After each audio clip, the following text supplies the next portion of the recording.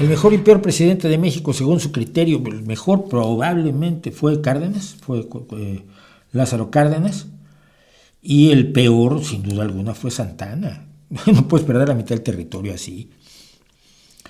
Antonio López de Santana es lo peor de México, y sí, perdió la mitad del territorio pudiendo no haberlo perdido. Busca relatos sobre la batalla de Padierna y cómo se pudo haber rechazado al ejército estadounidense y hacerlo volver hasta Puebla, sin munición y sin buena parte de su artillería, si Santana hubiera apoyado al general Zelaya, que estaba peleando y precisamente en las lomas de Padierna, en un pedregal al que metió inteligentemente a los estadounidenses, poniéndolos en aprietos tanto para las botas de los soldados como para los caballos.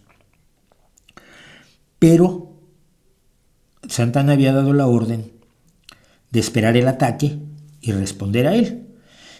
Y Gabriel, que él estaba en los altos de Padierna, él no estaba abajo en donde se iba a celebrar la batalla.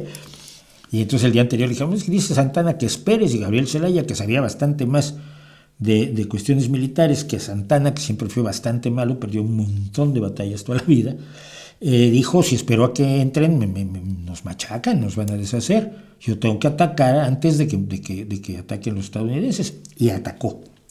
Y la insubordinación, o así, vista así por Santana, de Zelaya, hizo que Santana no apoyara en la batalla al general Zelaya, pese a que tenía toda la división del norte con caballos frescos. Tenía la división del norte fresquecita para entrar en combate.